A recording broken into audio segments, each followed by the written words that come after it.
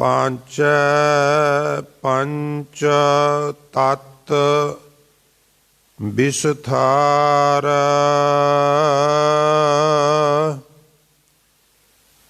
कनक कामिनी जुग व्यवहार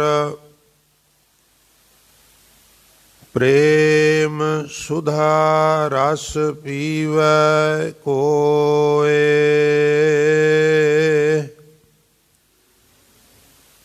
जरा मरण दुख फेर ना होए छठ खठ चकर छहूँ दिस ताय बिन परचय नहीं थिरा रहाय दुविधा मेट खिमा गह रहो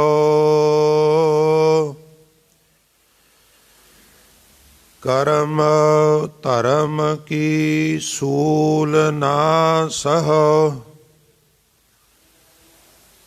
सातैं सत कर बाचा जान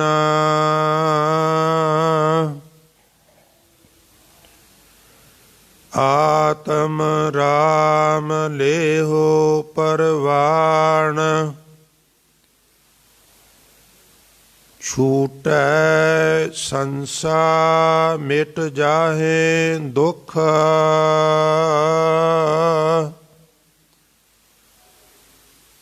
सुन सरोवर पावो सुख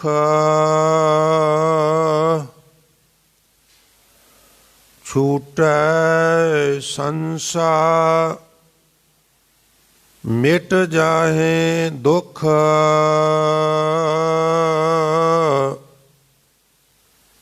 सुन सरोवर पावो सुख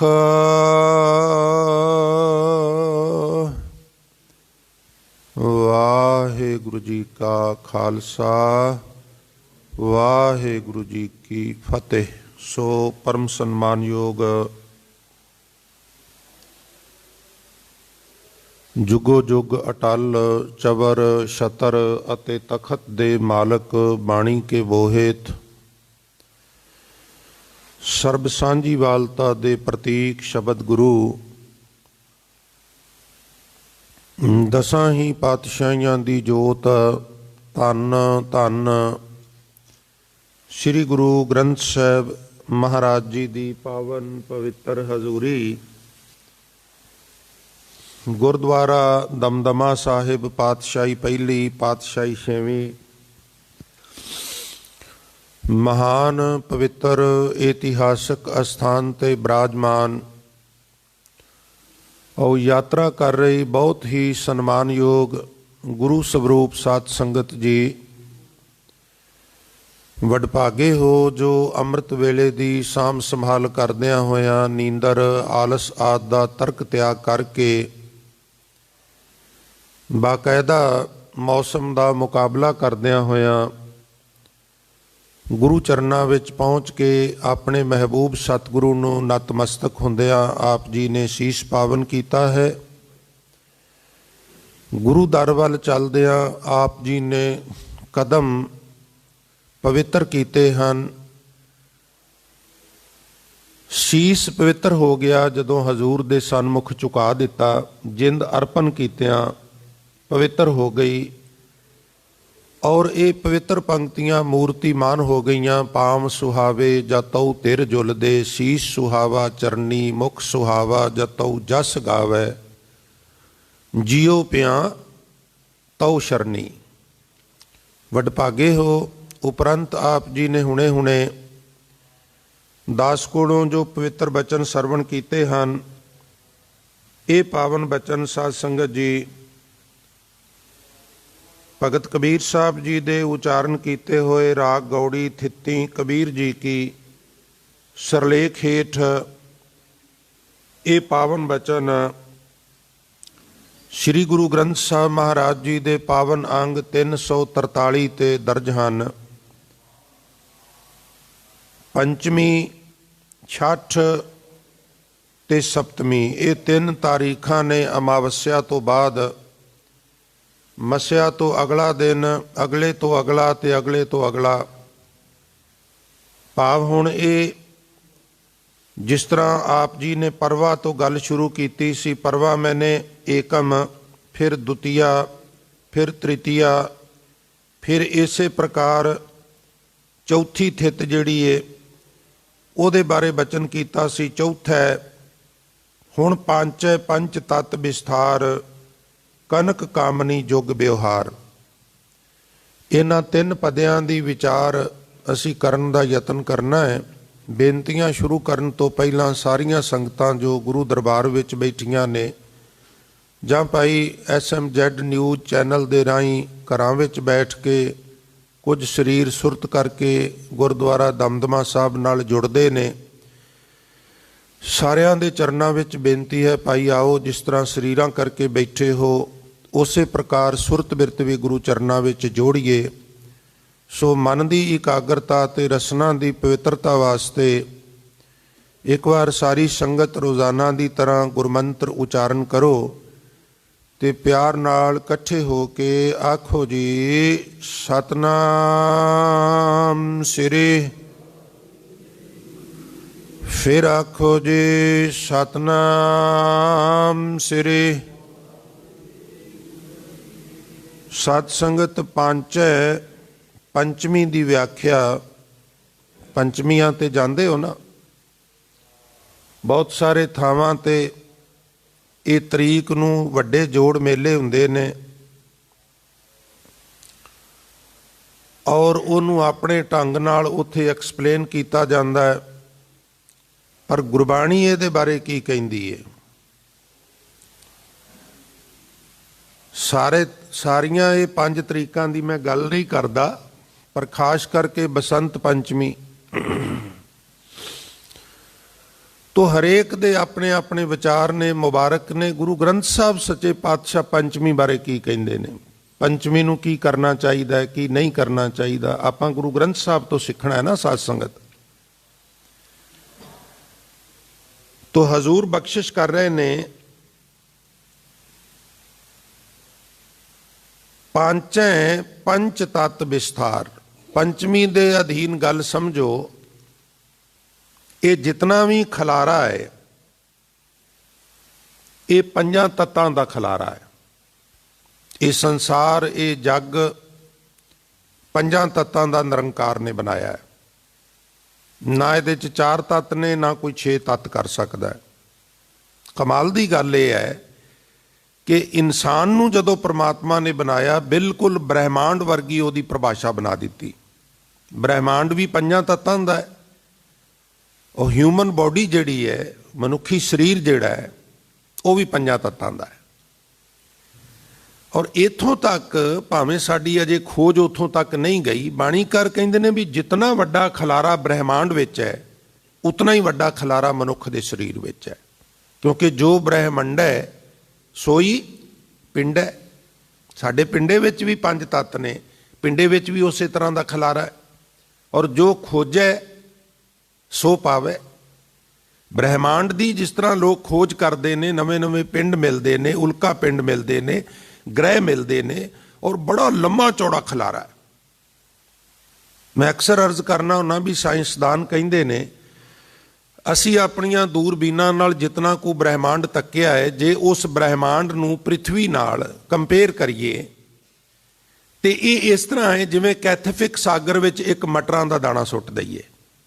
ਕੈਥੇਫਿਕ ਸਾਗਰ 5 ਮਾਈਲ ਕੋ ਤੇ ਕਿਲੋਮੀਟਰ ਦੀ ਡਿਸਟੈਂਸ ਜੁਦਾ ਹੈ ਔਰ ਮਾਈਲ ਦੀ ਜੁਦਾ ਹੈ, ਯਾਨੀ ਮਾਈਲ ਵਿੱਚੋਂ 1.6 ਕਿਲੋਮੀਟਰ ਬਣ ਜਾਂਦੇ ਨੇ।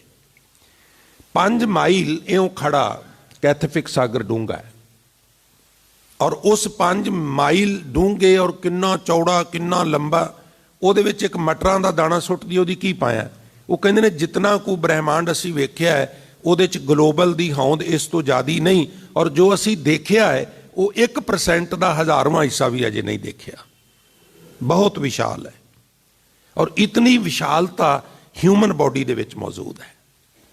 ਕਬੀਰ ਸਾਹਿਬ ਗੱਲ ਸ਼ੁਰੂ ਅੱਜ ਇੱਥੋਂ ਕਰਦੇ ਨੇ, ਪੰਚੈ ਪੰਚ ਤਤ ਵਿਸਥਾਰ। ਇਹ ਪੰਜਾਂ ਤੱਤਾਂ ਦਾ ਵਿਸਥਾਰ ਹੈ ਸਾਡੀ ਬੋਡੀ ਦੇ ਵਿੱਚ। ਪੰਜ ਤੱਤ ਕਿਹੜੇ ਨੇ ਪਿਆਰਿਓ? ਤੁਹਾਨੂੰ ਪਤਾ ਹੀ ਹੈ, ਪ੍ਰਧਾਨ ਤੱਤ ਪਾਣੀ ਹੈ। ਦੂਜਾ ਤੱਤ ਜਿਹੜਾ ਠੋਸ ਮੰਨਿਆ ਜਾਂਦਾ ਹੈ ਉਹ ਮਿੱਟੀ ਹੈ। ਔਰ ਮੈਂ ਹੋਰ ਅਰਜ਼ ਕਰਾਂ, ਸਾਡੇ ਸਰੀਰ ਵਿੱਚ ਔਰ ਉਦੋਂ ਪੈਦਾ ਹੁੰਦੀ ਹੈ ਜਦੋਂ ਤੱਤ ਅਨਬੈਲੈਂਸ ਹੋ ਜਾਂਦੇ ਨੇ। ਛੋਟੇ ਛੋਟੇ ਬੱਚਿਆਂ ਨੂੰ ਡਾਕਟਰ ਕੋਲ ਲੈ ਕੇ ਜਾਂਦੇ ਨੇ ਵੀ ਇਹਦੇ ਛੋਟੇ ਬੱਚੇ ਨੂੰ ਕੀ ਬਿਮਾਰੀ ਲੱਗ ਗਈ? ਉਹ ਕਹਿੰਦੇ ਕੋਈ ਬਿਮਾਰੀ ਨਹੀਂ, ਇਹਦੇ 'ਚ ਮਿੱਟੀ ਦੀ ਘਾਟ ਹੈ। ਫਿਰ ਉਹ ਗੋਲੀਆਂ ਦਿੰਦਾ, ਉਹਨੂੰ ਕਵਰ ਕਰਦਾ, ਮਿੱਟੀ ਪੂਰੀ ਹੋ ਜਾਏ ਬੱਚਾ ਤੰਦਰੁਸਤ ਹੋ ਜਾਂਦਾ।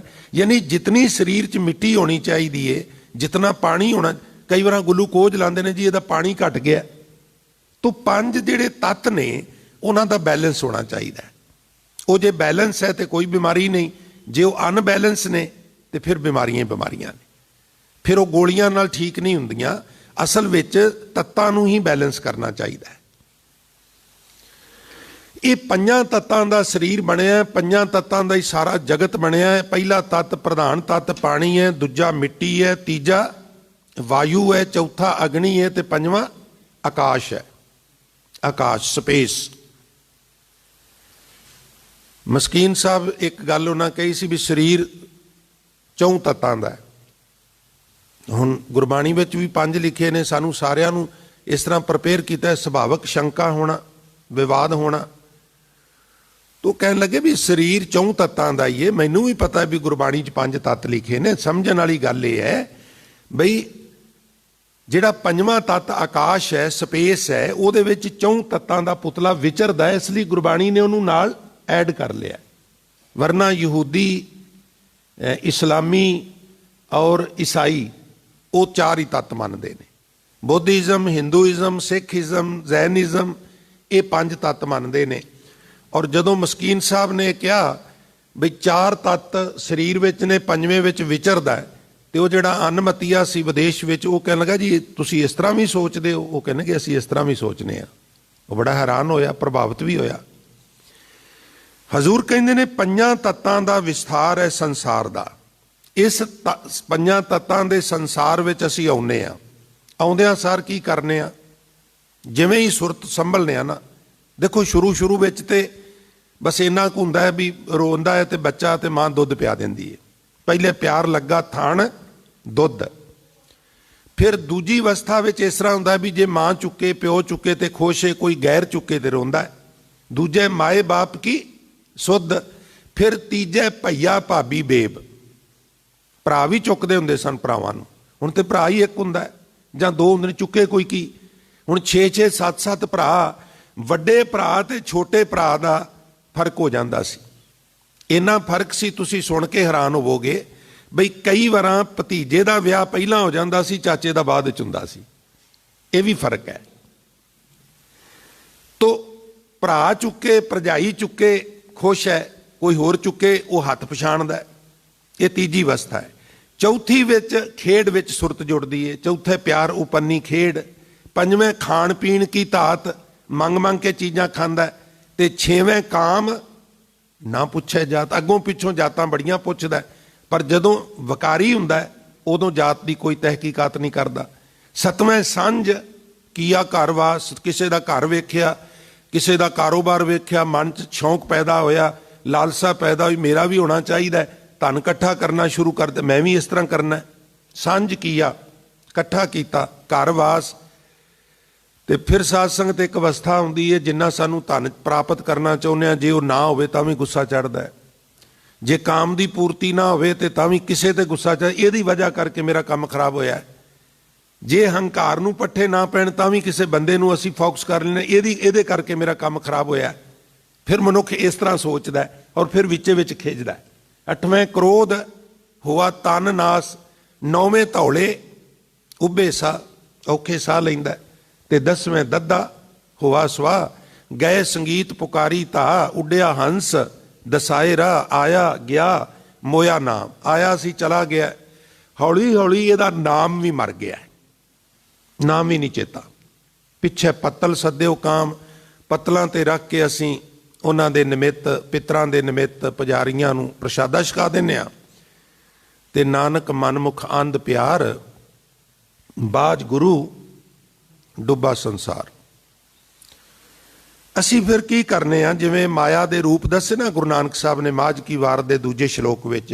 ਇਹ ਤੋਂ ਪਹਿਲਾਂ ਇੱਕ ਸ਼ਲੋਕ ਹੈ, ਗੁਰਦਾਤਾ ਗੁਰ ਹਿਵੈ ਕਰ, ਗੁਰ ਦੀਪਕ ਤੇ ਲੋਏ, ਅਮਰ ਪਦਾਰਥ ਨਾਨਕਾ ਮਨ ਮਾਨਿਆ ਸੁਖ ਹੋਏ। ਇਹ ਮਲਕ ਮੁਰੀਦ ਬੜੇ ਸੂਰਮੇ ਹੋਏ ਨੇ, ਉਹਨਾਂ ਦੀ ਧੁਨ ਦੇ ਉੱਤੇ ਮਹਾਰਾਜ ਨੇ ਇਹ ਵਾਰ ਲਿਖੀ ਹੈ। ਮਲਕ ਮੁਰੀਦ ਤਥਾ ਚੰਦਰੜਾ ਸੋਈਆ ਕੀ ਧੁਨੀ ਗਾਮਨੀ। ਜਿਵੇਂ ਆਸਾ ਕੀ ਵਾਰ ਟੁੰਡੇ ਅਸਰਾਜੇ ਕੀ ਧੁਨੀ ਹੈ। ਤੋ ਸਾਧ ਸੰਗਤ ਤੇ ਧੁਨੀਆਂ ਦਾ ਵੀ ਆਪਣਾ ਇਤਿਹਾਸ ਹੈ। ਜਿਹੜੇ ਬੰਦਿਆਂ ਦਾ ਆਚਰਣ ਬਹੁਤ ਵੱਡਾ ਸੀ, ਆਚਰਣ ਮੀਨਜ ਅਸੀਂ ਤੇ ਆਚਰਣ ਨੂੰ ਇੱਕ ਚੀਜ਼ ਨਾਲ ਹੀ ਜੋੜ ਦਿੱਤਾ ਨਾ। ਆਚਰਣ ਦਾ ਕਈ ਐਂਗਲ ਨੇ, ਕਈ ਹਿੱਸੇ ਨੇ ਆਚਰਣ ਦੇ। ਤੋ ਖੈਰ ਜੁੜੇ ਰਿਹਾ ਜੇ। ਇਸ ਪ੍ਰਕਾਰ ਸੱਚੇ ਪਾਤਸ਼ਾਹ ਨੇ ਸਾਨੂੰ 10 ਮਾਇਆ ਦੇ ਵੱਖਰੇ ਵੱਖਰੇ ਜਿਹੜੇ ਰੂਪ ਨੇ ਉਹਨਾਂ ਦੇ ਦਰਸ਼ਨ ਕਰਾਏ ਨੇ। ਕਬੀਰ ਸਾਹਿਬ ਇੱਥੇ ਮੁੱਕ ਦੀ ਗੱਲ ਇੰਨੀ ਕਰਦੇ ਨੇ ਵੀ ਪੰਜਾਂ ਤੱਤਾਂ ਦਾ ਜਗਤ, ਇਸ ਜਗਤ ਵਿੱਚ ਆ ਕੇ ਮਨੁੱਖ ਕੀ ਕਰਦਾ? ਕਨਕ ਕਾਮਨੀ ਜੁਗ ਵਿਵਹਾਰ। ਗੁਰਬਾਣੀ ਵਿੱਚ ਨਾ ਜੁਗ ਸ਼ਬਦ ਜਿਹੜਾ ਹੈ, ਜੱਜੇ ਨੂੰ ਔਂਕੜ ਗੱਗਾ, ਇਹ 2 ਵਾਸਤੇ ਬਹੁਤ ਥਾਵਾਂ ਤੇ ਆਇਆ ਹੈ। ਗਿਣਤੀ ਦਾ 2 ਜਿਹੜਾ ਹੈ, 1 ਤੋਂ ਬਾਅਦ ਤੇ 3 ਤੋਂ ਪਹਿਲਾਂ 2। ਫਿਰ ਮਨੁੱਖ ਕਾਮੀ ਹੋ ਜਾਂਦਾ ਹੈ ਔਰ ਲੋਭੀ ਹੋ ਜਾਂਦਾ ਹੈ। 2 ਗੱਲਾਂ ਦਾ ਜ਼ਿਕਰ ਕੀਤਾ ਹੈ। ਮਨੁੱਖ ਹੱਥ ਧੋ ਕੇ ਪਿੱਛੇ ਪੈ ਜਾਂਦਾ ਹੈ ਕੰਪੀਟੀਸ਼ਨ ਵਿੱਚ, ਧਨ ਕਮਾਉਣ ਦੇ ਮਾਮਲੇ ਵਿੱਚ। ਧਨ ਤੇ ਅਸੀਂ ਕਮਾਉਣਾ ਹੈ, ਕਿਉਂਕਿ ਸਾਨੂੰ ਗੁਰੂ ਨਾਨਕ ਸਾਹਿਬ ਨੇ ਸਭ ਤੋਂ ਪਹਿਲਾ ਜਿਹੜਾ ਉਪਦੇਸ਼ ਦਿੱਤਾ ਉਹ ਹੈ ਧਰਮ ਦੀ ਕਿਰਤ ਕਰੋ। ਤੇ ਕਿਰਤ ਕਾਹਦੇ ਲਈ ਕਰਨੀ ਹੈ? ਧਨ ਕਮਾਉਣ ਵਾਸਤੇ ਕਰਨੀ ਹੈ। ਫਿਰ ਧਨ ਨੂੰ ਕਿਉਂ ਇੱਥੇ ਕਟਾਕਸ਼ ਕੀਤਾ ਗਿਆ? ਇਹਦਾ ਮਤਲਬ ਇਹ ਹੈ ਵੀ ਧਨ ਕਮਾਉਣਾ ਹੈ ਪਰ ਬੈਲੈਂਸ ਬਣਾਉਣਾ ਹੈ। ਇੱਕ ਪਾਸੜ ਗੱਡਾ ਲਾਰੂ ਨਹੀਂ ਕਰਨਾ। ਸੰਸਾਰੀ ਧਨ ਕਮਾਉਣਾ ਹੈ, ਸਿੱਖ ਕਿਸੇ ਅੱਗੇ ਹੱਥ ਨਾ ਅੱਡੇ। ਨਿਰੰਕਾਰੀ ਕਮਾਉਣਾ ਹੈ ਤਾਂ ਕਿ ਰੇ ਰੇ ਦਰਗਾਹ ਕਹਿ ਨਾ ਕਹੂ, ਆਓ ਬੈਠ ਆਦਰ ਸ਼ੁਭ ਦੇਵ। ਸੰਸਾਰੀ ਧਨ ਵੀ ਕਮਾਉਣਾ ਹੈ, ਨਿਰੰਕਾਰੀ ਧਨ ਵੀ ਕਮਾਉਣਾ ਹੈ। ਮਿਸਟੇਕ ਕੀ ਹੁੰਦੀ ਹੈ ਸਾਡੇ ਕੋਲੋਂ? ਮਿਸਟੇਕ ਇਹ ਹੁੰਦੀ ਹੈ ਵੀ ਅਸੀਂ ਸੰਸਾਰੀ ਧਨ ਦੇ ਪਿੱਛੇ ਇੰਨਾ ਪੈ ਜਾਂਦੇ ਹਾਂ, ਨਿਰੰਕਾਰੀ ਧਨ ਖੁੰਝ ਜਾਂਦਾ। ਹੁਣ ਇਹਨੂੰ ਸਮਝਣ ਲਈ ਮੈਂ ਗੁਰੂ ਅਮਰਦਾਸ ਦੇ ਜੀਵਨ 'ਚੋਂ ਇੱਕ ਘਟਨਾ ਤੁਹਾਡੇ ਨਾਲ ਸਾਂਝੀ ਕਰਾਂ, ਬੈਲੈਂਸ ਕਿਵੇਂ ਬਣਾਉਣਾ ਹੈ। ਮੈਨੂੰ ਬੜੀ ਪ੍ਰੀਤਕਾਰ ਉਹ ਕਥਾ ਲੱਗਦੀ ਹੈ। ਦੂਜੇ ਪਾਤਸ਼ਾਹ ਨੇ ਹੁਕਮ ਕੀਤਾ ਵੀ ਤੁਸੀਂ ਗੋਇੰਦੇ ਖੱਤਰੀ ਦੇ ਨਾਂ ਤੇ ਗੋਇੰਦਵਾਲ ਦੇ ਕੰਢੇ ਤੇ ਨਗਰ ਵਸਾਓ। ਇਸ ਨਗਰ ਦਾ ਗੁਰੂ ਗ੍ਰੰਥ ਸਾਹਿਬ ਵਿੱਚ ਵੀ ਮੈਂਸ਼ਨ ਹੈ। ਗੋਇੰਦਵਾਲ ਗੋਵਿੰਦਪੁਰੀ ਸਮ ਜੱਲਣ ਤੀਰ ਵਿਪਾਸ ਬਣਾਇਓ। ਤੀਰ ਮੈਨੇ ਕਿਨਾਰਾ, ਵਿਪਾਸ ਮੈਨੇ ਬਿਆਸਾ। ਜੱਲਣ ਜਿਹੜਾ ਗੁਰੂ ਅਮਰਦਾਸ ਨੇ ਗੋਇੰਦਵਾਲ ਨਗਰ ਵਸਾਇਆ ਹੈ ਨਾ, ਉਹ ਧਰਤੀ ਦੇ ਉੱਤੇ ਸੱਚਖੰਡ ਹੈ। ਔਰ ਹੁਣ ਤੇ ਉਹ ਰਵਾਇਤ ਨਹੀਂ ਰਹੀ। ਪਹਿਲਾਂ ਇੱਕ ਜ਼ਮਾਨਾ ਸੀ, ਮੈਂ ਸੜਕਾਂ ਦੇ ਉੱਤੇ ਪੜ੍ਹਦਾ ਹੁੰਦਾ ਸਾਂ, ਲਿਖਿਆ ਹੁੰਦਾ ਸੀ, ਮੈਨੂੰ ਨਹੀਂ ਪਤਾ ਕਿੰਨੇ ਉਹ ਸਰਕਾਰੀ ਤੌਰ ਤੇ ਲਿਖਿਆ ਹੁੰਦਾ ਸੀ ਜਾਂ ਕੋਈ ਹੋਰ ਸੰਸਥਾ ਲਿਖਦੀ ਸੀ, ਪਰ ਥਾਂ ਥਾਂ ਲਿਖਿਆ ਹੁੰਦਾ ਸੀ ਬਈ ਗੋਇੰਦਵਾਲ ਸਿੱਖੀ ਦਾ ਤੁਰਾ। ਇਹ ਲਿਖਿਆ ਹੁੰਦਾ ਸੀ ਥਾਂ ਥਾਂ ਤੇ। 10 ਕਿਲੋਮੀਟਰ 15 ਕਿਲੋਮੀਟਰ ਇੱਧਰ ਜਾਓ, ਇਹ ਲਿਖਿਆ ਹੁੰਦਾ ਸੀ ਥਾਂ ਥਾਂ ਤੇ। ਕਿਉਂਕਿ ਗੋਇੰਦਵਾਲ ਵਾਕਈ ਸਿੱਖੀ ਦਾ ਤੁਰਾ ਬਣਿਆ। ਹੈੱਡਕੁਆਟਰ ਬਦਲਦੇ ਰਹੇ।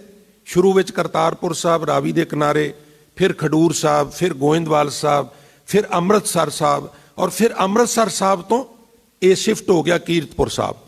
ਕੀਰਤਪੁਰ ਸਾਹਿਬ ਤੋਂ ਫਿਰ ਅਨੰਦਪੁਰ ਸਾਹਿਬ, ਫਿਰ 2-3 ਸਾਲ ਪਾਉਂਟਾ ਸਾਹਿਬ, ਔਰ ਫਿਰ ਪਾਉਂਟਾ ਸਾਹਿਬ ਤੋਂ ਹਜ਼ੂਰ ਸਾਹਿਬ।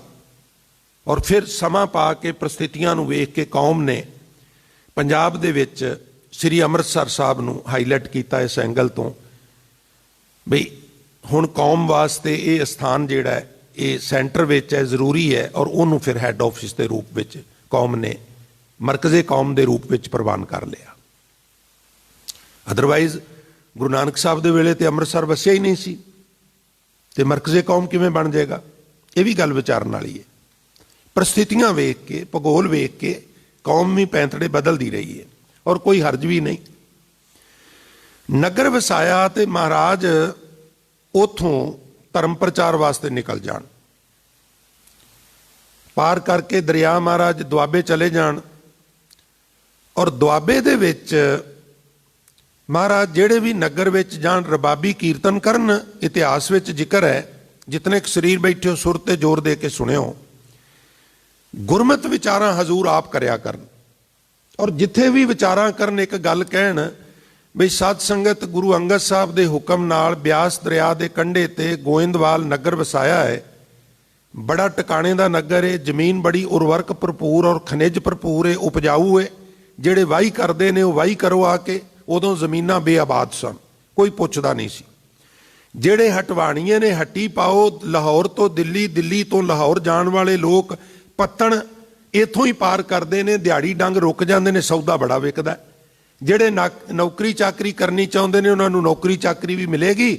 ਸਾਰੇ ਆ ਕੇ ਆਪਣੀ ਆਪਣੀ ਕਿਰਤ ਕਰੋ, ਸਵੇਰੇ ਸ਼ਾਮ ਸੰਗਤ ਵਿੱਚ ਜੁੜਾਂਗੇ, ਦਿਹਾੜੀ ਕਿਰਤ ਕਰਾਂਗੇ ਔਰ ਲੋਕ ਵੀ ਸੁਖੀ ਤੇ ਪਰਲੋਕ ਵੀ ਸੁਹੇਲਾ। ਬਹੁਤ ਸਾਰੇ ਨਗਰਾਂ ਚੋਂ ਹਜ਼ੂਰ ਧਰਮ ਪ੍ਰਚਾਰ ਕਰਕੇ ਵਾਪਸ ਆਏ। ਉਨੀ ਦਿਨੀ ਬੌਲੀ ਸਾਹਿਬ ਦੀ ਸੇਵਾ ਚੱਲ ਰਹੀ ਸੀ। ਭਾਈ ਬੱਲੂ ਕੋਲ ਬੈਠੇ ਸਨ, ਹਜ਼ੂਰ ਤਖਤ ਤੇ ਬੈਠੇ ਸਨ, ਸੰਗਤ ਸੇਵਾ ਕਰ ਰਹੀ ਸੀ।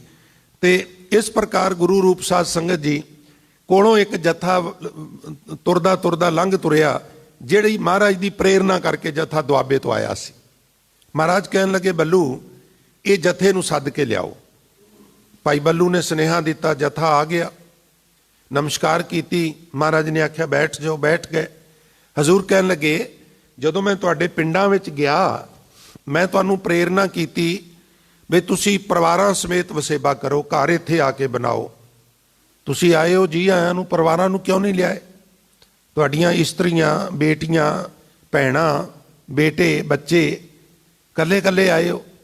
ਉਹ ਆਖਣ ਲੱਗਾ, ਮਹਾਰਾਜ ਸਾਨੂੰ, ਜਿਹੜਾ ਮੁਖੀ ਸੀ, ਆਖਣ ਲੱਗਾ ਸਾਨੂੰ ਤੁਹਾਡਾ ਉਪਦੇਸ਼ ਚੇਤਾ ਹੈ, ਪਰ ਅਸੀਂ ਪਰਿਵਾਰ ਨਹੀਂ ਲਿਆਏ, ਨਾ ਹੀ ਅਸੀਂ ਲਿਆਉਣਾ ਹੈ। ਮਹਾਰਾਜ ਕਹਿਣ ਲੱਗੇ, ਕਿਉਂ? ਆਖਣ ਲੱਗੇ, ਮਹਾਰਾਜ ਪਰਿਵਾਰ ਤੇ ਜੰਜਾਲ ਹੁੰਦਾ ਹੈ। ਪਰਿਵਾਰ ਵਿੱਚ ਰਹਿ ਕੇ ਨਾ ਸੇਵਾ ਹੋ ਸਕਦੀ ਹੈ, ਨਾ ਸਿਮਰਨ ਹੋ ਸਕਦਾ ਹੈ।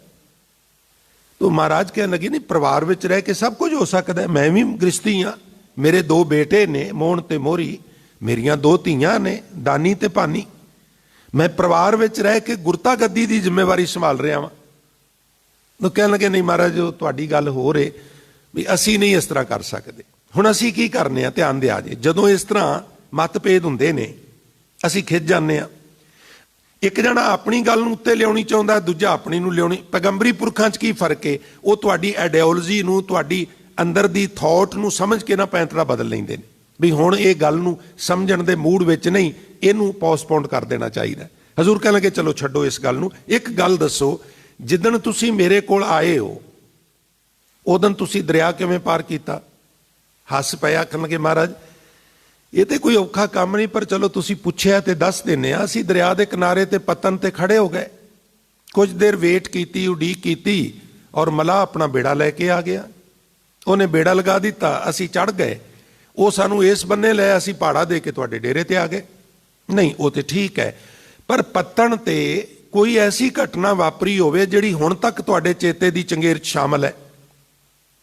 ਕਹਿਣ ਲੱਗੇ, ਹਾਂ ਮਹਾਰਾਜ, ਇੱਕ ਘਟਨਾ ਬੜੀ ਅਜੀਬ ਵਾਪਰੀ। ਅਸੀਂ ਬੈਠੇ ਸਾਂ, ਸਾਡੇ ਜਾਣ ਤੋਂ ਪਹਿਲਾਂ 2 ਜਣੇ ਹੋਰ ਬੈਠੇ ਸਨ, ਛੋਟੀਆਂ ਛੋਟੀਆਂ ਬੁਚਕੀਆਂ ਵੀ ਸਨ ਉਹਨਾਂ ਕੋਲ। ਅਸੀਂ ਵੀ ਆ ਗਏ ਔਰ ਦੈਵਨੇਤ ਅਸੀਂ ਪਹਿਲਾਂ ਚੜਨ ਲੱਗ ਪਏ, ਉਹ ਪਿੱਛੇ ਖੜੇ ਹੋ ਗਏ। ਸਾਰੇ ਲੋਕ ਚੜ ਗਏ, 2 ਜਣੇ ਰਹਿ ਗਏ। ਜਦੋਂ ਚੜਨ ਲੱਗੇ ਤਾਂ ਉਹ ਕਹਿਣ ਲੱਗਾ ਵੀ ਤੁਸੀਂ ਨਾ ਚੜਿਓ। ਉਹ ਕਹਿਣ ਲੱਗੇ, ਜੀ ਕਿਉਂ ਨਾ ਚੜੀਏ, ਅਸੀਂ ਤੇ ਪਹਿਲਾਂ ਦੇ ਆਏ ਆ। ਉਹ ਕਹਿਣ ਲੱਗੇ, ਤੁਸੀਂ ਪਹਿਲਾਂ ਆਏ ਸੋ ਤੇ ਤੁਹਾਨੂੰ ਪਹਿਲਾਂ ਚੜਨਾ ਚਾਹੀਦਾ ਸੀ, ਹੁਣ ਤੁਸੀਂ ਨਹੀਂ ਚੜਨਾ। ਬਈ ਕਿਉਂ ਨਹੀਂ ਚੜਨਾ? ਅਸੀਂ ਵੀ ਕਿਹਾ ਬਈ ਇਹਨਾਂ ਨੂੰ ਚੜ ਜਾਣ ਦਿਓ। ਉਹ ਕਹਿਣ ਲੱਗਾ, ਨਹੀਂ, ਜੇ ਇਹ ਚੜ ਗਏ ਨਾ ਤੇ ਸਾਰਾ ਪੂਰ ਡੁੱਬ ਜਾਏਗਾ। ਹੱਦ ਹੋ ਗਈ, ਇਹਨਾਂ ਦੇ ਚੜਨ ਨਾਲ ਪੂਰ ਕਿਵੇਂ ਡੁੱਬ ਜਾਏਗਾ? ਉਹਨੇ ਨਹੀਂ ਚੜਾਏ। ਮਹਾਰਾਜ ਕਹਿਣ ਲੱਗੇ, ਤੁਹਾਨੂੰ ਕੋਈ ਗੱਲ ਸਮਝ ਆਈ? ਕਹਿਣ ਲੱਗੇ, ਨਹੀਂ। ਜਦੋਂ ਤੁਸੀਂ तमाम ਲੋਕ ਚੜ ਰਹੇ ਸੋ ਮਲਾਹ ਕੀ ਕਰਦਾ ਸੀ? ਮਹਾਰਾਜ ਉਹ ਕਸ਼ਤੀ ਦੇ ਉੱਪਰ ਬੈਠ ਕੇ ਹੇਠਾਂ ਆਪਣੀ ਕਸ਼ਤੀ ਵਾਲੀ ਦੇਖ ਰਿਹਾ ਸੀ। ਕੁਛ ਕੀ ਦੇਖ ਰਿਹਾ ਸੀ ਨਹੀਂ ਪਤਾ। ਹਜ਼ੂਰ ਕਹਿਣ ਲੱਗੇ, ਸੁਣੋ ਧਿਆਨ ਨਾਲ, ਕਿਸੇ ਵੀ ਮਲਾਹ ਨੇ ਕੰਡਾ ਨਹੀਂ ਲਾਇਆ ਹੁੰਦਾ ਪੱਤਣ ਤੇ, ਉਹਨੇ ਆਪਣੀ ਕਸ਼ਤੀ ਤੇ ਇੱਕ ਲੀਕ ਮਾਰੀ ਹੁੰਦੀ ਰੰਗ ਨਾਲ। ਲੋਕ ਚੜ੍ਹਦੇ ਜਾਂਦੇ ਨੇ, ਕਸ਼ਤੀ ਪਾਣੀ 'ਚ ਉਤਰਦੀ ਜਾਂਦੀ ਹੈ, ਚੜ੍ਹਦੇ ਜਾਂਦੇ ਨੇ, ਉਤਰਦੀ ਜਾਂਦੀ ਹੈ, ਚੜ੍ਹਦੇ ਜਾਂਦੇ ਨੇ, ਉਤਰਦੀ ਜਾਂਦੀ ਹੈ। ਔਰ ਉਹਨੇ ਇੱਕ ਬਾਰਡਰ ਤੇ ਲੀਕ ਮਾਰੀ ਹੁੰਦੀ ਹੈ ਵੀ ਜੇ ਏਦੂ ਜ਼ਿਆਦੀ ਕਸ਼ਤੀ ਉਤਰ ਗਈ ਤੇ ਪਾਣੀ ਦੀ ਛੱਲ ਅੰਦਰ ਆ ਸਕਦੀ ਹੈ। ਜਦੋਂ ਉੱਥੋਂ ਤੱਕ ਪਹੁੰਚ ਜਾਂਦੀ ਉਹ ਹੱਥ ਖੜਾ ਕਰ ਦਿੰਦਾ ਵੀ ਬਸ ਹੁਣ ਮਹਾਰਾਜ ਸਾਨੂੰ ਸਮਝ ਆ ਗਈ। ਹਜ਼ੂਰ ਕਹਿਣ ਲੱਗੇ, ਤੁਹਾਨੂੰ ਹੁਣ ਵੀ ਸਮਝ ਨਹੀਂ ਆਈ। ਮਹਾਰਾਜ ਉਹ ਕਿਵੇਂ? ਹਜ਼ੂਰ ਕਹਿਣ ਲੱਗੇ, ਮੈਂ ਤੁਹਾਨੂੰ ਕਹਿੰਦਾ, ਤੁਸੀਂ ਕਹਿੰਦੇ ਹੋ ਪਰਿਵਾਰ ਜੰਜਾਲ ਹੈ, ਮੈਂ ਕਹਿੰਦਾ ਜੰਜਾਲ ਨਹੀਂ, ਤੁਸੀਂ ਸਾਰਾ ਦਿਨ ਪਰਿਵਾਰਾਂ ਵਿੱਚ ਰਹੋ। 2 ਘੜੀਆਂ ਸਵੇਰੇ, 2 ਘੜੀਆਂ ਸ਼ਾਮ ਨੂੰ ਕੱਢ ਕੇ ਤੁਸੀਂ ਸੰਗਤ ਰੂਪੀ ਕਸ਼ਤੀ 'ਚ ਆ ਕੇ ਬੈਠ ਜਾਓ। ਇੱਕ ਹੱਥ ਵਿੱਚ ਸੇਵਾ ਦਾ ਚੱਪੂ, ਦੂਜੇ ਹੱਥ ਵਿੱਚ सिमरन दा चप्पू, मैं जमानत देना तुहाडी कश्ती किनारे नूं चुम लैगी, भव सागर तो पार हो जाएगी। महाराज हुण सानूं गल समझ विच आ गई है, परिवार जंजाल नहीं हुंदे। असी पत्नी पति बेटी बेटा परिवार विच रह के भी सिर्फ 2 घड़ियां भी समा कढ लईए ते साडी कश्ती पार हो सकदी है। जैसे बोझ भरी नाव आंगरी द्वै बार हवै, पार परै पूर सबै कुशल बिहात है। तुसी जुड़े रहो, इहनूं मौजां करन दिओ। पार परै पूर सबै कुशल बिहात है। साध संगत कश्ती 2 ਉਂਗਲਾਂ पानी तो बाहर होवे ते लोकी कहिंदे पूर पार हो गया, ते जे लालच करिए 2 सवारियां होर लद लईए, कोई 10 20 50 रुपये होर बन जाणगे, ते 2 ਉਂਗਲਾਂ भी थल्ले उतर जाए ते पानी की छल अंदर आ जाए, तो फिर अखबारां की सुर्खी बन जाती है भी पूर सारा डुब गया। गल तो 2 ਉਂਗਲਾਂ की है ना, गल तो 2 घड़ियां की है। करो सारा दिन किरत, सारी रात आराम फरमाओ, परिवारां विच रवो, 2 घड़ियां समा कढ के संगत रूपी कश्ती च बैठ जाइए, कश्ती पार लग जाती है। पर जे भाई वो 2 घड़ियां भी लालच कर लईए भी अजे गाहक बड़े आ रहे हैं, कोई गल नहीं चलने आ, फिर की अज ना संगत विच जांगे तां की हो जाएगा, आ जाता ना मन दे विच, फिर कश्ती डुबण की संभावना है। जे कले संगरांदीए सिख हाँ, कले गुरपुरबीए सिख हाँ, फिर थोड़ा जिहा औखा है। जैसे बोझ भरी नाव आंगरी दवै बार हवै, पार परै पूर सबै कुशल बिहात है। जैसे एकाहारी एक करी पाकशाल बैठ। एक घड़ी जीवन च क्रांति लै आउंदी है। किवें? 8 पारां पिछों एक घड़ी वकत कढ के पाकशाल किचन दे कोल बैठ के तसल्ली नाल भोजन छक लईए ते 8 पैर कन्नां चुंगलां हो जांदियां ने। हुण वाले ते कहिंदे भी थोड़ा थोड़ा करके घड़ी मुड़ी खाओ, शरीर ज़्यादा तंदुरुस्त रहिंदा है। पर साडी जिहड़ी पुरानी हिकमत है वो तो 2 वारां 3 वारां जां 1 वारां दब के खाण की हदायत करते होंदे सन। ये भी मैं तुहानूं अर्ज कर दियां, इन्हां दा अपना मैथड है, एलोपैथी वालियां दा अपना है, आयुर्वैद दा अपना है, होम्योपैथिक वालियां दा अपना है। एक घरी पाकशाल बैठ भोजन कै व्यंजनाद। वखरे वखरे व्यंजन सोहणियां सोहणियां पदार्थां दियां वखरे वखरी किस्मां खा के वो फिर 8 पार कन्नां चुंगलां हो जांदियां, तृप्त हो जाता है। जैसे राज द्वार जाए करत जुहार जन। एक घड़ी की करदी है? जे एक घड़ी भी कढ के असीं आ जाइए, भाई गुरदास कहते एक घड़ी बड़ा कुछ कर देंदी है। की कर देंदी है? जैसे राज द्वार जाए करत जुहार जन। एक पुरखी राज है, राजा तखत ते बैठा है, कोई आजज गरीबी तो हार गया है, वो कहता भी चलो हुण बिल्कुल ही हार गए हैं, राजे कोल फरियाद करके वेहने आ। वो कदी कदी मौत च बैठे हुंदे सन। राजे जिहड़े सन, एक पुरखी राज सी, ਉਹਦੀ कुछ नैगेटिविटी भी सी पर ਉਹਦੀਆਂ पॉजिटिविटीज़ बहुत सन। ये भी मैं आप जी ਦੇ ਚਰਨਾਂ ਚਰਜ ਕਰਾਂ। ਸਾਡੇ ਮੇਰੇ ਗਵਾਂਢ ਸਾਡੇ ਪਿੰਡ ਦਾ ਜਿਹੜਾ ਜ਼ਮੀਨ ਦਾ ਹੱਦ ਏ, ਸਾਡੇ ਨਾਲ ਇੱਕ ਪਿੰਡ ਏ ਹਰਦਿੱਤਪੁਰਾ, ਉਹਨੂੰ ਲੱਗਦੀ ਹੈ, ਉੱਥੇ ਇੱਕ ਸੱਜਣ ਰਹਿੰਦਾ ਹੈ, ਉਹਨੂੰ ਸਰਦਾਰ ਜੀ ਸਾਰੇ ਕਹਿੰਦੇ ਨੇ। ਮੈਂ ਬਾਪੂ ਨੂੰ ਪੁੱਛਿਆ ਵੀ ਇਹ ਆਪਾਂ ਸਰਦਾਰ ਨਹੀਂ? ਉਹ ਕਹਿੰਦਾ ਪੁੱਤਰ ਆਪਾਂ ਵੀ ਸਰਦਾਰ ਹਾਂ, ਪਰ ਅਸਲ ਸਰਦਾਰ ਇਹ ਹੈ। ਮੈਂ ਜੀ ਉਹ ਕਿਵੇਂ?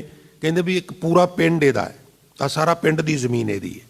ਗੱਲ ਇਹ ਸੀ ਵੀ ਕਿਤੇ ਉਹਨਾਂ ਦੇ ਕਿਸੇ ਵੱਡੇ ਵਡੇਰੇ ਨੇ ਪਟਿਆਲਾ ਰਿਆਸਤ ਵਿੱਚ ਫਰਿਆਦ ਕੀਤੀ ਸੀ, ਔਰ ਸਮਰਾਟ ਕਿਤੇ ਖੁਸ਼ੀ ਵਿੱਚ ਬੈਠਾ ਸੀ, ਉਹਨੇ ਆਖਿਆ ਵੀ ਉਹ ਪਿੰਡ ਇਹਨੂੰ ਸਾਰਾ ਦੇ ਦਿਓ। ਉਹ ਅਲਾਟ ਕਰ ਦਿੱਤਾ। ਹੁਣ ਜਦੋਂ ਅਲਾਟ ਕਰ ਦਿੱਤਾ ਤੇ ਮਾਲੀ ਪੱਖ ਹੀ ਨਾਂ ਬਦਲਦਾ ਨਾ ਬੰਦੇ ਦੇ, ਪਰਸੂ ਪਰਸਾ ਪਰਸਰਾਮ ਤੇ ਮਾਇਆ ਨਾਲ ਹੀ ਹੁੰਦਾ। ਤੋ ਕਦੀ ਕਦੀ ਇਸ ਤਰ੍ਹਾਂ ਹੁੰਦਾ ਸੀ। ਹੁਣ ਜਿਹੜੇ ਪਟਿਆਲਾ ਰਿਆਸਤ ਵੱਜਦੀ ਹੈ ਸਾਧ ਸੰਗਤ, ਗੱਲ ਤੇ ਇੰਨੀ ਸੀ ਵੀ ਸੱਚੇ ਪਾਤਸ਼ਾਹ ਉੱਥੇ ਗਏ ਮਹਾਰਾਜ, ਤੇ ਉਹ ਮਾਤਾ ਪਿਤਾ ਇਹਨਾਂ ਦੇ ਜੇ ਬਹੁਤ ਪਿੱਛੇ ਚਲੇ ਜਾਈਏ, ਸਤਿਕਾਰਯੋਗ ਕੈਪਟਨ ਅਮਰਿੰਦਰ ਸਿੰਘ ਹਰਾਂ ਦੇ ਜਿਹੜੇ ਵੱਡੇ ਵਡੇਰੇ ਸਨ, ਬਾਬੇ ਕਾਲੇ ਹਰੀ ਫੂਲ ਬੰਸ ਤੋਂ ਵੀ ਪਿੱਛੇ ਚਲੇ ਜਾਈਏ, तो ऐसी घटना वापरी। माँ भी गुजर गई, बापू भी गुजर गया, छोटे छोटे 2 बच्चे रह गए, चाचा चाची पालन। चाचा तो ठीक सी, चाची नहीं सी खुश। वो एक दिन सच्चे पातशाह गए, आखन लगी वेखो जी गुरु साहब आए ने, उन्होंने दरबार च बड़े अनाथ रहिंदे ने, गरीब रहिंदे ने, लै जाओ मगरों लाओ मेरे, मेथों तो अपने नहीं पलदे, ते गल कपड़े भी कोनी सन, मैनूं खिमा करना, तेड़ कच्छियां भी कोनी सन, नंग तड़ंगे इतिहास में लिखिया, अलफ नंगे छोटे छोटे बच्चे दरबार च खड़े कर दिते। वो हथ फेरन पेट ते, कदी कदी इदां भी कर देन। हजूर हस पे, कहन लगे वो चाचे नूं भी ये की कहिंदे ने? आखन लगा जी मेरे भतीजे ने मेरा भरा ते मेरी भरजाई गुजर गए ने, मैं इन्हां नूं पालना, मैनूं इन्हां नाल मोह है, पर हुण घर विच कलेश है। ते पत्नी जिहड़ी है वो कहंदी है भी गुरु साहब आए ने ते इन्हां नूं मगरों ला उत्थे छड्डिया, उत्थे होर भी बड़े लोग रहिंदे ने।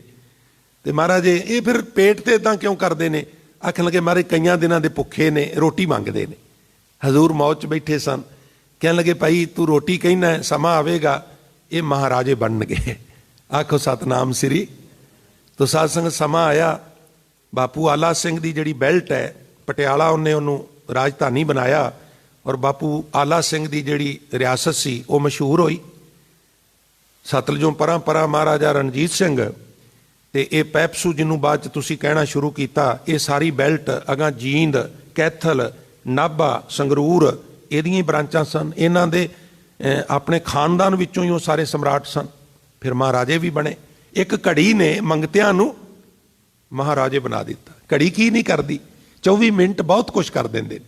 जैसे राज द्वार जाए करत जुहार जन, एक घड़ी पाछे देश भुगता हवे खात है, 8 ही पहर 60 घड़ी में जो एक घड़ी साध समागम करे, निज कर जात है। भाई गुरदास जी, घड़ी 24 मिनट की भी बनती है, घड़ी 22.5 मिनट की भी बनती है। ये भी मैं तुहाडे चरनां च अर्ज करदा। गुरबाणी च दूहां दा जिक्र है। इत्थे कहंदे ने 8 ही पहर 60 घड़ी में जो एक घड़ी, जे 24 घंटियां दियां 60 घड़ियां बनाईए तो 24 मिनट बन जाते हैं। तो जदों कबीर साहब कहंदे ने भी 8 जाम 64 घड़ी तो ये निरखत रह जियो, जे फिर 24 ते डिवाइड करिए फिर वो 24 मिनट नहीं बनते, फिर थोड़ा थोड़ा घट जाते हैं, 22 22.5 मिनट की बन जाती है। ये दूहां दा सिखिज़म विच ही जिक्र है। समय नाल ये भी चेंज होया, पैरामीटर भी चेंज होए। ये भी मैं आप जी दे चरनां च अर्ज करां। 5 तत्तां दा जगत बनाया, और मनुख आके कनक कामनी जुग व्यवहार, पराए तन ते पराए धन विच खचत हो गया। एक पासड़ हो गया, बैलेंस बिगड़ गया। धन ते कमाना है, पर हजूर ने उपदेश दिता है बई दुनियावी धन भी कमाना है, निरंकारी धन भी। जे निरंकारी कमाया है, खिमा करना, संसारी नहीं कमाया, तो फिर संसार विच जिंदगी ढंग नाल बशर नहीं हुंदी। ते जे संसारी कमाया, निरंकारी नहीं कमाया, तो फिर परलोक नहीं सौरदा। जदों दुर्गादास पंडित ने किसी जमाने गुरु अमरदास के चक्कर चेन वेख के महाराज हरिद्वार जाते होंदे सन इशनान करन, अजे गुरु नहीं सन बने, सिख भी नहीं सन बने, कर्मकांडी सन, मनमतीए सन। तो जाते होंदे सन ते चक्कर चेन वेख के कहन लगा भी कोई समा आवेगा, तुसी बहुत वड्डे आगू बनोगे। जदों सतगुरु गुरता गद्दी ते विराजमान होए ना महाराज, फिर हरिद्वार गए। काहदे लई? हुण ब्रेन वाश हो गया, समझ आ गई, तो कह लगे भी मैं भी गंगा ते इशनान करन बड़ा आउंदा रहा, होर हुण भी लोग बड़े आउंदे ने, चलो चल के उन्हां नूं दसीए भी इहदा कोई लाभ नहीं। तीर्थ उद्यम सतगुर कीया, सब लोग उदाहरण अर्था। उत्थे नहा के अपने पाप धोण लई नहीं, उत्थे इकट्ठे होए लोकां दा उधार करन लई गुरु अमरदास गए। गुरबाणी विच लिखिया होया है। तो पंडित दुर्गादास दे डेरे ते इन्हें यात्रियों लई लंगर दा प्रबंध कीता हुंदा सी। महाराज फिर अटक गए, उन्हें पछाण लिया। सिखां ने झटपट तख्त ला दिता, चंदोआ ताण दिता, चौर होण लग पिया, दीवान लग पे, इन्हें संझान लिया। दीवान की समाप्ति हुई तो संकोच जिहा करदा नेड़े आया, आखन लगा महाराज मैनूं पछाणिआ? मैं दुर्गादास पंडित जी ने तुहाडे नाल बचन कीते सन बई तुसीं बहुत महान आगू बनोगे। तुसीं कहा सी चलो बई जो निरंकार नूं भावेगा। मैं कहा सी भी जे जो तुसीं बन जाओगे, जो मैं मंगांगा दिओगे, तो तुसीं कहा सी देंगे। महाराज कह लगे मैनूं याद है। महाराज फिर अपना बचन पूरा करो। महाराज कह लगे मंग। इदां तखत ते महाराज बैठे ने, अगे आके बह गया दुर्गादास। सोचन लग पिया, सोचद्या सोचद्या धौण नीवीं हो गई, गोडियां 'च सिर दे के सोची गया। किन्ना ही समा लंघ गया तो नेड़े बैठे सिख नूं महाराज कहन लगे इहनूं जगा, इहनूं पुछ भी की मंगना है। उहनूं जदों हलूण के आख्या भी किधर गवाच गया, कुछ मंगन लगा सा? आखन लगा हाँ महाराज मंगन लगा सा, पर मैं कन्फ्यूज हो गया सा भी जे संसार दा धन मंग लिया तो निरंकार नहीं मिलना, तो जे निरंकार मंग लिया तो संसार नहीं मिलना। तो इन्हां दूहां तो बिना गुजारा को नहीं गा। नाम दिओ धन दिओ ना जन को, धन भी हून जन जग ना सुहाए। जो धन दिओ नाम दिओ ना जन को, नाम भी हून जन जग जमपुर जाए। तो पै कही नहीं बनावे, ज्यों भावे त्यो बनत बनाए। गुरु अमरदास तेजो के नंदन, ਦੋਨੋਂ ਨਿਰਮਲ ਪੰਥ ਚਲਾਏ। ਹਜ਼ੂਰ ਕਹਿਣ ਲੱਗੇ ਤੈਨੂੰ ਕਿਹਨੇ ਕਿਹਾ ਵੀ ਨਾਮ ਲਈਏ ਤੇ ਧਨ ਨਹੀਂ ਮਿਲਦਾ, ਧਨ ਮੰਗੀਏ ਤੇ ਨਾਮ ਨਹੀਂ ਮਿਲਦਾ। ਗੁਰੂ ਨਾਨਕ ਦੇ ਘਰ ਵਿੱਚੋਂ ਦੋਵੇਂ ਮਿਲਦੇ ਨੇ। ਜਾਂ ਤੇਰਾ ਲੋਕ ਵੀ ਸੁਖੀ, ਤੇਰਾ ਪਰਲੋਕ ਵੀ ਸੁਹੇਲਾ। ਪਰ ਇੱਕ ਪਾਸੜ ਜ਼ਿੰਦਗੀ ਜਿਹੜੀ ਏ ਉਹ ਫਿਰ ਦੁਖਦਾਈ ਹੈ। ਅੰਧਲੇ ਨਾਮ ਵਿਸਾਰਿਆ ਨਾ ਤਿਸ ਇਹ ਨਾ ਉਹ, ਦੀਨ ਗਵਾਇਆ ਦੁਨੀ ਸਿਓ ਦੁਨੀ ਨਾ ਚਾਲੀ ਸਾਥ। ਹੁਣ ਪਾਏ ਕੁਹਾੜਾ ਮਾਰਿਆ ਗਾਫਲ, ਆਪਣੇ ਹੱਥ ਵਾਲੀ ਅਵਸਥਾ ਬਣ ਜਾਂਦੀ। ਪੰਚੈ ਇਹ ਪੰਚਮੀ ਦੀ ਵਿਆਖਿਆ ਹੈ। ਪੰਚਮੀ ਕੱਲੀ ਨਹੀਂ ਤੁਸੀਂ ਕਹਿੰਦੇ, ਕਿਉਂਕਿ ਬਸੰਤ ਵਿੱਚ ਜਿਹੜੀ ਪੰਚਮੀ ਆਉਂਦੀ ਉਹਨੂੰ ਮੇਲੇ ਲੱਗਦੇ ਨੇ, ਇਸ ਲਈ ਬਸੰਤ ਪੰਚਮੀ ਤੁਹਾਡੇ ਮੂੰਹ ਚੜਿਆ। ਬਸੰਤ ਪੰਚਮੀ ਕੀ ਹੈ? ਅਮਾਵਸ ਤੋਂ, ਮੰਨ ਲਿਆ ਅਮਾਵਸ ਨੂੰ ਇੱਕ ਗਿਣ ਲਈਏ ਤੇ 6ਵਾਂ ਦਿਨ, ਏਕਮ, ਦੂਜ, ਤੀਜ, ਚਤੁਰਥ ਤੇ ਪੰਚਮੀ। ਪੰਚਮੀ ਨੂੰ ਕੀ ਕਰਨਾ ਹੈ? ਅਸੀਂ ਤੇ ਸਰੋਵਰ 'ਚ ਜਾ ਕੇ ਇਸ਼ਨਾਨ ਕਰਨੇ ਆ, ਕੁਝ ਹੋਰ ਕਰਮ ਕਾਂਡ ਕਰਨੇ ਆ। ਭਗਤ ਕਬੀਰ ਸਾਹਿਬ ਕਹਿੰਦੇ ਨੇ ਕਨਕ ਕਾਮਣੀ ਜੁਗ ਵਿਵਹਾਰ, ਆਤਮ ਮੰਥਨ ਕਰ, ਵੀ ਕਿਤੇ ਤੂੰ ਵੀ ਇਸ ਵਹਿਣ ਵਿੱਚ ਨਹੀਂ ਵਹਿ ਗਿਆ। ਦੇਖੋ ਧਨ ਕਮਾਣਾ ਕੋਈ ਬੁਰੀ ਗੱਲ ਨਹੀਂ, ਪਰ ਨਾਲ ਨਾਲ ਪਰਲੋਕ ਦੀ ਵੀ ਸੁੱਧ ਲੈਣੀ। ਗ੍ਰਿਸ਼ਤ ਜਿਸ ਨੂੰ ਕਾਮ ਵਾਸ਼ਨਾ ਕਹਿੰਦੇ ਨੇ, ਉਹ ਤੇ ਸੰਸਾਰ ਦੀ ਉਤਪਤੀ ਦਾ ਕਾਰਨ ਹੈ। ਉਸੇ ਗ੍ਰਿਸ਼ਤ ਕਾਰਨ ਹੀ ਸਾਡੇ ਕੋਲ ਪੈਗੰਬਰ ਆਏ, ਸਾਡੇ ਕੋਲ ਵੱਡੇ ਵੱਡੇ ਰਾਜੇ ਮਹਾਰਾਜੇ ਆਏ। ਉਹ ਪਤੀ ਪਤਨੀ ਦੇ ਸਮੇਲ ਤੋਂ ਹੀ ਆਏ, ਇਸਤਰੀ ਦੇ ਪੁਰਖ ਤੇ ਸਮੇਲ ਤੋਂ ਹੀ ਆਏ ਨਾ ਸਾਧ ਸੰਗਤ। ਪਰ ਉਹਦਾ ਵੀ ਬੈਲੈਂਸ ਹੈ। ਇੱਕ ਇਸ਼ਕ ਮਿਜ਼ਾਜੀ ਹੁੰਦਾ ਹੈ, ਇੱਕ ਇਸ਼ਕ ਹਕੀਕੀ ਹੁੰਦਾ ਹੈ, ਇੱਕ ਪਵਿੱਤਰ ਗ੍ਰਿਸ਼ਤ ਵੀ ਹੁੰਦੀ ਹੈ। ਉਹਨੂੰ ਗੁਰਮਤ ਨੇ ਵਿਵਰਜਿਤ ਨਹੀਂ ਕੀਤਾ। ਜਿਹੜਾ ਸੱਚਾ ਪਿਆਰ ਹੈ, ਇਸ਼ਕ ਹਕੀਕੀ ਹੈ, ਉਹਦਾ ਤੇ ਸਗੋਂ ਸਤਿਕਾਰ ਕੀਤਾ ਗਿਆ। ਪਰ ਜਿਹੜਾ ਇਸ਼ਕ ਮਜ਼ਾਜੀ ਹੈ, ਗੱਲ ਉਹਦੀ ਹੈ। ਖੈਰ, ਕਨਕ ਕਾਮਨੀ ਜੁਗ ਵਿਵਹਾਰ, ਇਹਦੇ ਵਿੱਚੋਂ ਨਿਕਲ ਕੇ ਪ੍ਰੇਮ ਸੁਧਾ ਰਸ ਪੀਵੇ ਕੋਏ। ਸੁਧਾ ਕਹਿੰਦੇ ਨੇ ਸਾਧ ਸੰਗਤ ਅੰਮ੍ਰਿਤ ਨੂੰ। ਅੰਮ੍ਰਿਤ ਵੈਸੇ ਤੇ ਹੁਣ 5 ਪਿਆਰੇ ਸਾਹਿਬਾਨ ਗੁਰੂ ਗ੍ਰੰਥ ਸਾਹਿਬ ਦੀ ਹਜ਼ੂਰੀ 'ਚ ਬਾਟਾ ਤਿਆਰ ਕਰਦੇ ਨੇ, ਅਸੀਂ ਉਹਨੂੰ ਅੰਮ੍ਰਿਤ ਕਹਿੰਦੇ ਆ, ਉਹ ਅੰਮ੍ਰਿਤ ਹੈ। ਪਰ ਪੁਰਾਤਨ ਸਿੱਖ ਇਹਨੂੰ ਪਾਹੁਲ ਕਹਿੰਦੇ ਹੁੰਦੇ ਸਨ, ਜ਼ਿਆਦਾ ਖੰਡੇ ਦੀ ਪਾਹੁਲ। ਅੰਮ੍ਰਿਤ ਤੁਹਾਡੇ ਸਾਡੇ ਸਾਰਿਆਂ ਦੇ ਅੰਦਰ ਹੀ ਹੈ। ਅੰਮ੍ਰਿਤ ਕਿਤੇ ਬਾਹਰ ਨਹੀਂ ਗਾ। ਔਰ ਹੋਰ ਮੈਂ ਬੇਨਤੀ ਕਰਾਂ, ਹਰ ਕੌਮ ਅੰਮ੍ਰਿਤ ਦੀ ਹੋਂਦ ਨੂੰ ਮੰਨਦੀ ਹੈ। 2 ਹਿੱਸਿਆਂ ਵਿੱਚ ਪੂਰੇ ਦੁਨੀਆ ਦੀਆਂ ਕੌਮਾਂ ਨੂੰ ਵੰਡਿਆ ਜਾ ਸਕਦਾ ਹੈ। ਸਿੱਖ ਤੇ ਨਿਆਰੀ ਕੌਮ ਹੈ, ਇਹਨੂੰ ਤੀਜੇ ਰੱਖ ਲਓ। ਔਰ ਉਹ ਜਿਹੜੇ 2 ਨੇ ਉਹਨਾਂ 'ਚ ਇੱਕ ਨੂੰ ਕਹਿੰਦੇ ਨੇ ਵੈਦਿਕ ਮਤ, ਦੂਜੇ ਨੂੰ ਕਹਿੰਦੇ ਨੇ ਸ਼ਾਮੀ ਮਤ। ਵੈਦਿਕ ਮਤ ਵਿੱਚ ਹਿੰਦੂਇਜ਼ਮ, ਬੁੱਧਿਜ਼ਮ, ਜੈਨਿਜ਼ਮ ਇਤਿਆਦਿਕ ਆ ਜਾਂਦੇ ਨੇ। ਤੇ ਸ਼ਾਮੀ ਮਤ ਜਿਹੜੇ ਸ਼ਾਮ ਨੂੰ ਹੋਏ ਨੇ, ਜਿਹੜੇ ਬਾਅਦ 'ਚ ਹੋਏ ਨੇ। ਇਸ ਹਿੰਦੂ ਮਤ ਨੂੰ ਸਨਾਤਨ ਮਤ ਪਤਾ ਕਿਉਂ ਕਹਿੰਦੇ ਨੇ?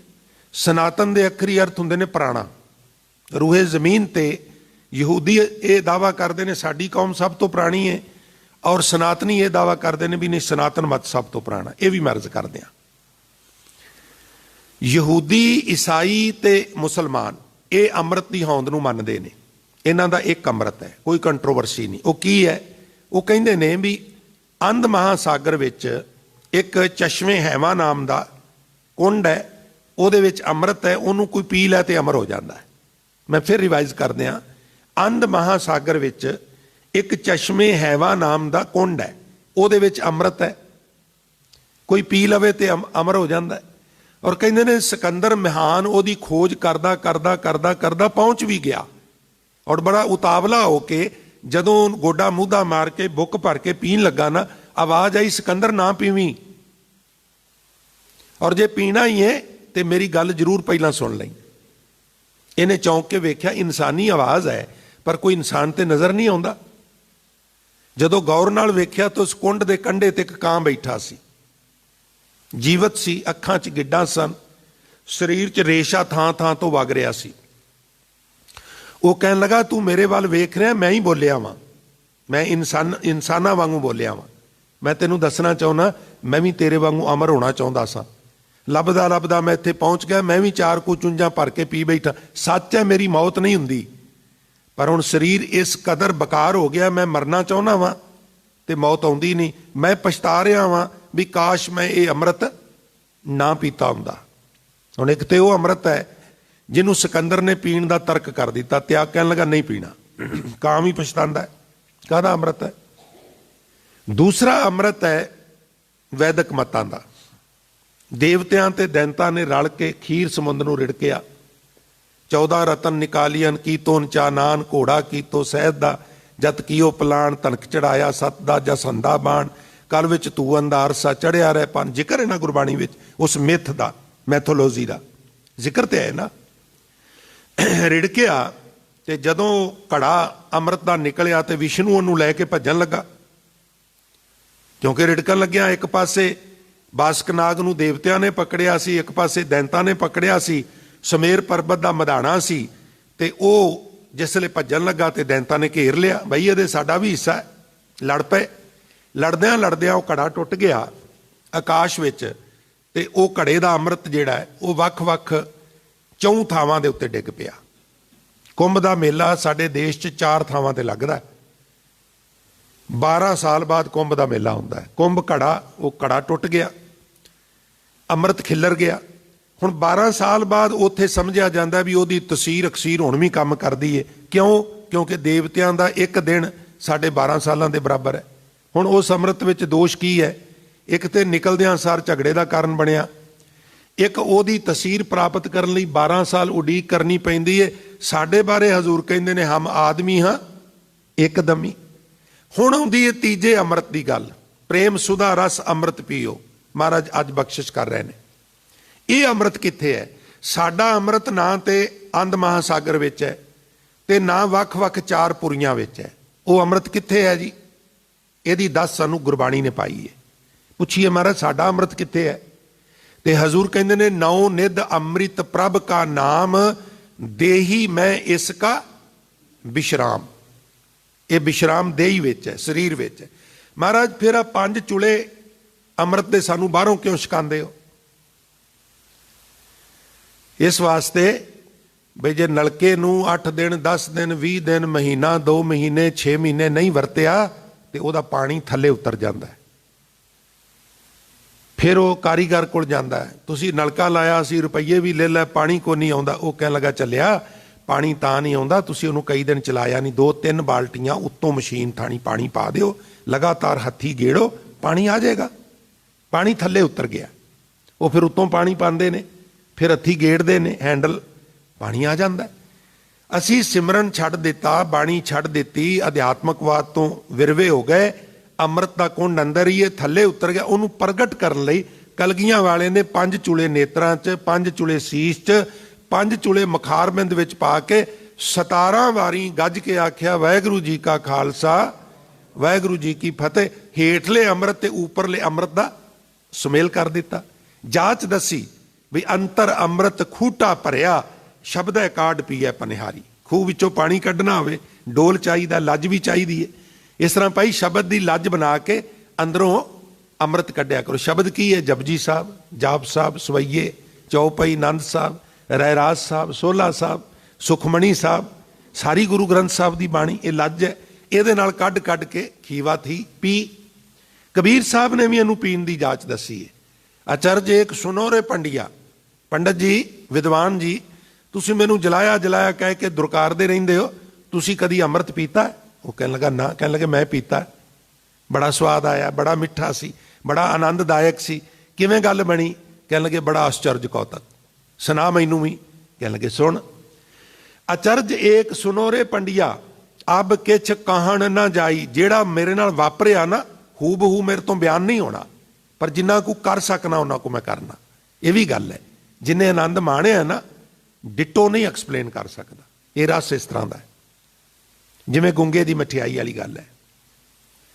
ਅਬ ਕਿਛ ਕਹਾਣ ਨਾ ਜਾਈ, ਸੁਰ ਨਰ ਗਣ ਗੰਧਰਵ ਜਿਨ ਮੋਹੇ, ਤ੍ਰਿਭਵਨ ਮੇ ਖੁੱਲੀ ਲਾਈ।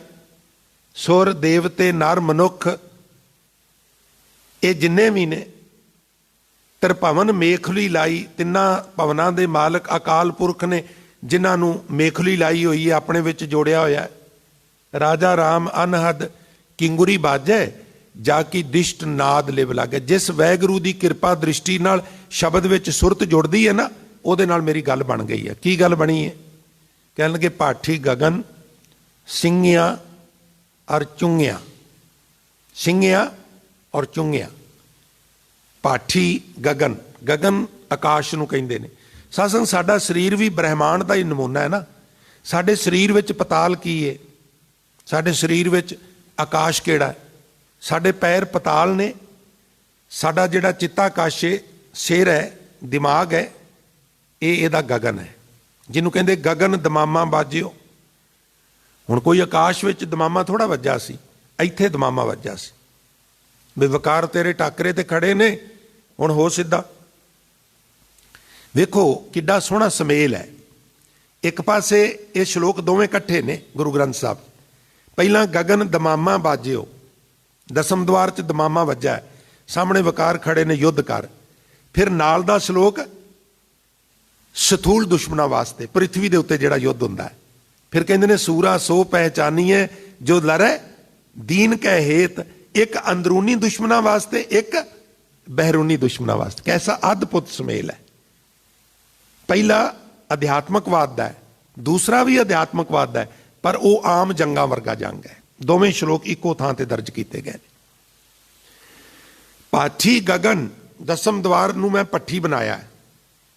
ਜਿਸ ਤਰ੍ਹਾਂ ਸ਼ਰਾਬ ਕੱਢਣ ਵਾਲੇ ਪਹਿਲਾਂ ਲਾਹਣ ਤਿਆਰ ਕਰਦੇ ਨੇ, ਫਿਰ ਭੱਠੀ ਦੇ ਉੱਤੇ ਉਹ ਭਾਂਡਾ ਰੱਖਦੇ ਨੇ, ਥੱਲੇ ਜਦੋਂ ਸੇਕ ਹੁੰਦਾ ਹੈ 100 ਡਿਗਰੀ ਤੇ ਜਾ ਕੇ ਵਾਸ਼ਪੀਕਰਨ ਹੁੰਦਾ ਹੈ, ਫਿਰ ਉੱਪਰ ਉਹਦੇ ਉਸ ਤਰ੍ਹਾਂ ਦੇ ਉਪਕਰਨ ਲੱਗੇ ਹੁੰਦੇ ਨੇ, ਉਹਦੇ ਵਿੱਚ 2 ਫਿਰ ਪਾਈਪਾਂ ਲਾ ਦਿੰਦੇ ਕਿ ਇਹ ਵੀ ਮੈਥਡ ਹੈ। ਇੱਕ ਵਿੱਚੋਂ ਅਰਕ ਨਿਕਲਦਾ ਔਰ ਇੱਕ ਵਿੱਚੋਂ ਜੇ ਕਿਤੇ ਉਬਾਲਾ ਬੋਲਾ ਖਾ ਜਾਏ ਤੇ ਉਹ ਵਾਧੂ ਜਿਹੜਾ ਪਾਣੀ ਹੈ, ਲਾਹਣ ਵਗੈਰਾ, ਉਹ ਨਿਕਲਦੀ ਹੈ। ਕਬੀਰ ਸਾਹਿਬ ਕਹਿੰਦੇ ਨੇ ਪਾਠੀ ਗगन ਸਿੰਘਿਆ ਅਰ ਚੁੰਗਿਆ, ਇਹ ਦੋ ਗੱਲਾਂ ਨੇ। ਇੱਕ ਸਿੰਘਿਆ, ਇੱਕ ਚੁੰਗਿਆ। ਚੁੰਗਿਆ ਮੈਨੇ ਗ੍ਰਹਿਣ ਕੀਤਾ ਤੇ ਸਿੰਘਿਆ ਮੈਨੇ ਤਿਆਗ ਕੀਤਾ। ਮੈਂ ਜਿਹੜੀ ਭੱਠੀ ਲਾਈ ਹੈ, ਜਿਹੜਾ ਮੈਂ ਅਰਕ ਕੱਢ ਰਿਹਾ ਨਾਮ ਰੂਪੀ, ਉਹਦੇ ਵਿੱਚ ਮੈਂ ਅੰਮ੍ਰਿਤ ਨੂੰ ਸਿੰਘਿਆ ਹੈ ਤੇ ਵਕਾਰਾਂ ਨੂੰ ਜਿਹੜਾ ਉਹ ਤਰਕ ਕੀਤਾ ਹੈ।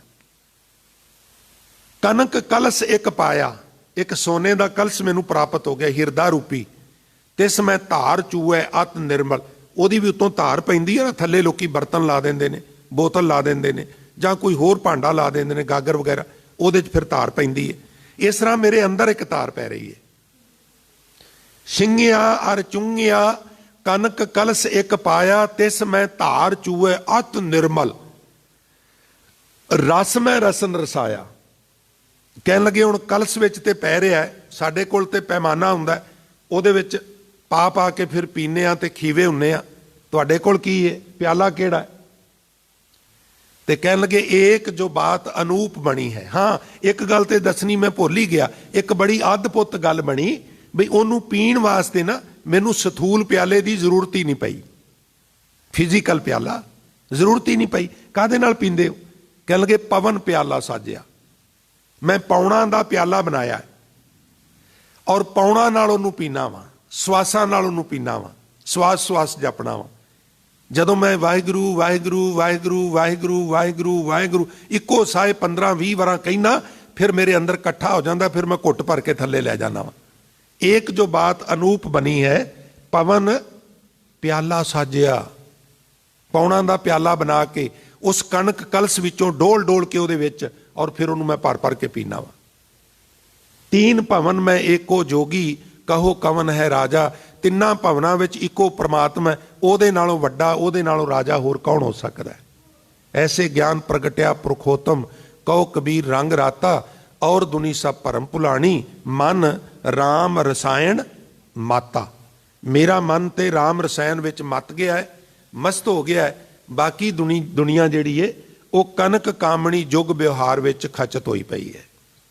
ਪ੍ਰੇਮ ਸੁਧਾ ਰਸ, ਪ੍ਰੇਮ ਦਾ ਜੋ ਅੰਮ੍ਰਿਤ ਹੈ, ਉਹ ਜਿਹੜਾ ਰਸ ਹੈ, ਪੀਵੈ ਕੋਏ, ਇਹਨੂੰ ਕੋਈ ਵਿਰਲਾ ਪੀਂਦਾ ਹੈ, ਭਗਤ ਕਬੀਰ ਸਾਹਿਬ ਕਹਿੰਦੇ ਨੇ।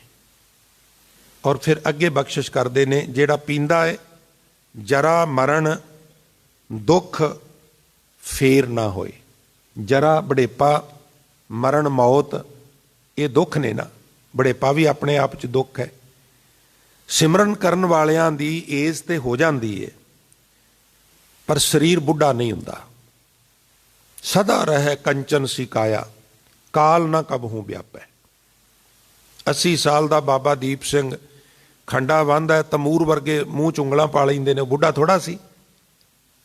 ਉਮਰ ਬੁੱਢਿਆਂ ਵਾਲੀ ਸੀ, ਪਰ ਗੁਰਮੁਖ ਬੁੱਢੇ ਕਦੇ ਨਹੀਂ।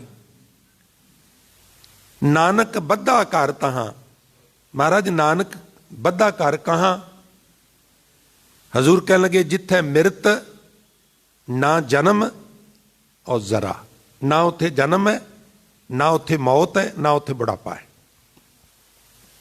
ਜਿਹਨੂੰ ਰਵਿਦਾਸ ਸਾਹਿਬ ਬੇਗਮਪੁਰਾ ਕਹਿੰਦੇ ਨੇ, ਉਹ ਅਵਸਥਾ ਹੈ, ਆਤਮਕ ਅਵਸਥਾ ਹੈ।